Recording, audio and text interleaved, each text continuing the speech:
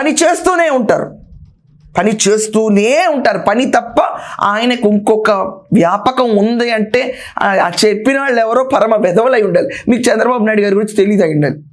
ఆంధ్రప్రదేశ్లో ఈరోజు ఈ చర్చ చాలా స్ట్రాంగ్గా వెళ్తుంది. లోకేష్ గారు ముఖ్యమంత్రి అవుతారన్న మాట ముందు నుంచి ఉంది. అది కొంచెం మనం చూసుకుంటే తొందరగా వచ్చింది ఫేజ్. అండ్ అబ్జర్వ్ చేస్తే Lokesh garu is ready? Yes, 100% is ready.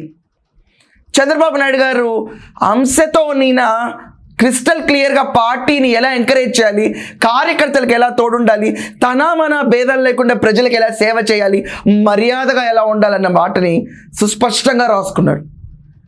అభివృద్ధి అనేది ఎలా చేయాలో ఈయనకు మించి ఇంకెవరూ చెప్పలేరు. ఆంధ్రప్రదేశ్ అనే స్థాయికి నారా లోకేష్ ఎదిగాడు.